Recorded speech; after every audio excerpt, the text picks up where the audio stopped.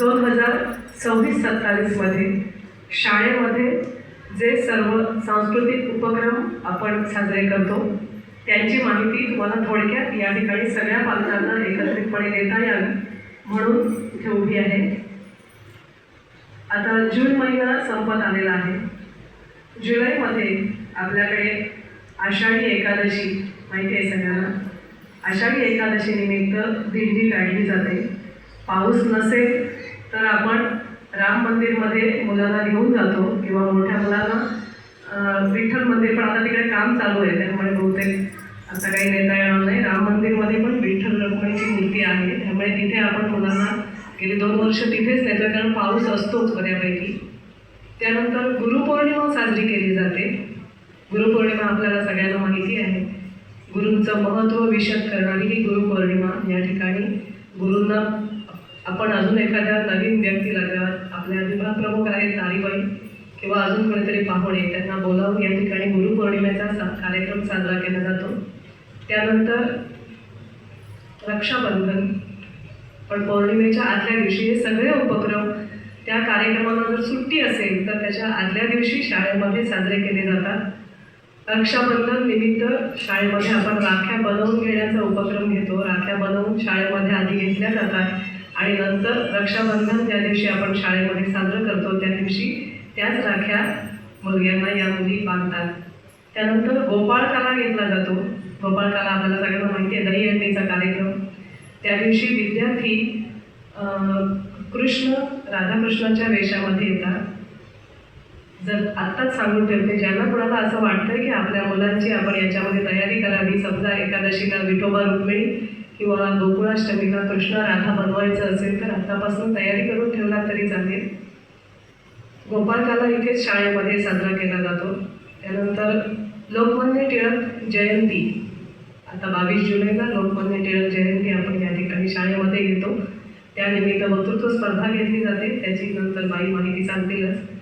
त्यानंतर 15 ऑगस्टचा आपला राष्ट्रीय सण स्वातंत्र्य दिन शाळेमध्ये साजरा केला जातो. शारदोत्सव असतो शाळेमध्ये.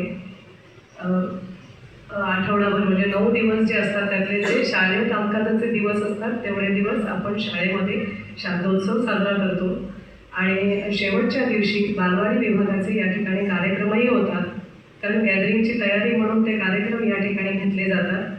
शिक्षक दिन साजरा केला जातो. शारदोत्सवामध्ये दांडिया घेतला जातो विद्यार्थ्यांचा. तुमच्या मुलांना आवड असेल, तुम्हालाही आवड असेल तर तुम्ही त्यात सहभागी झाला तरी चालेल. शिक्षक दिन साजरा केला जातो 5 सप्टेंबरला. त्यानिमित्त विद्यार्थी शिक्षक बनतात. जर सुट्टी नसेल तर त्याच दिवशी शाळेमध्ये हा कार्यक्रम घेतला जातो.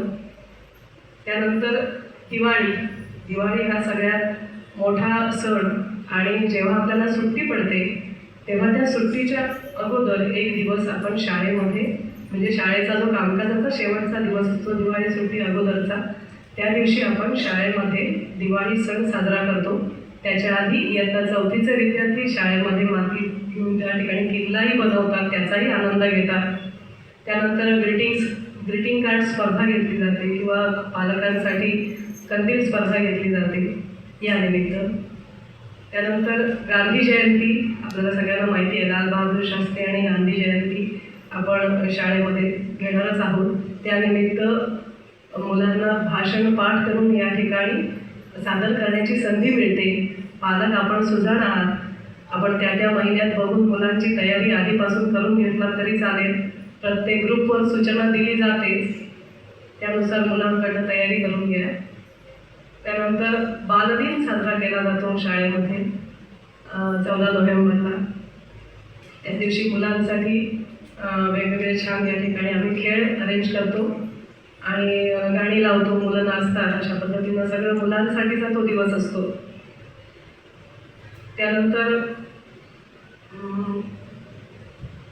डिसेंबरमध्ये क्रीडा स्पर्धा, नोव्हेंबर किंवा डिसेंबरमध्ये आपल्या क्रीडा स्पर्धा असतात, त्यांची माहिती नंतर बाई देतीलच.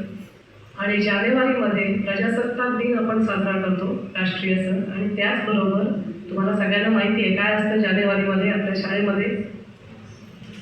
जुन्या पालकांना नक्की माहिती आहे, गॅदरिंग असतं.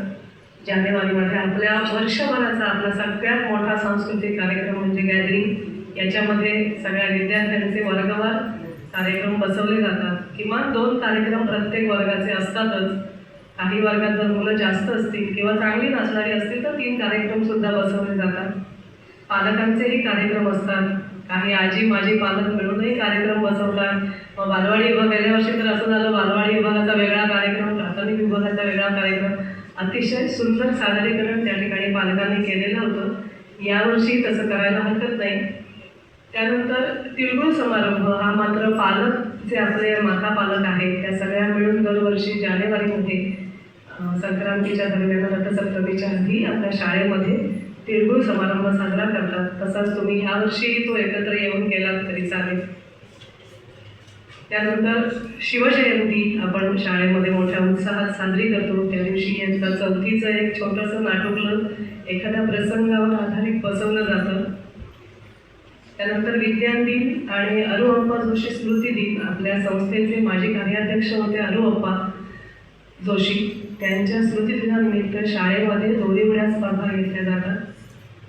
त्याचप्रमाणे आंबेडकर जयंती एप्रिलमध्ये साजरी केली जाते, त्यानिमित्त भाषणं होतातच। अशा पद्धतीनं संपूर्ण वर्षभराचे कार्यक्रम आपल्या शाळेमध्ये होणारच आहेत। जयंती पुण्यतिथी सगळ्या त्या त्या तारखेनुसार केल्या जातात। आणखी काही उपक्रम काही समजा मुख्याध्यापकांनी किंवा शिक्षकांनी सुचवून त्या त्या वर्गात घेतले तरी तेही होतात, किंवा संस्थांतर्गत स्पर्धा असतात, त्यांची माहिती तुम्हाला वैज्ञानिक देतील। अशा पद्धतीनं संपूर्ण वर्षभर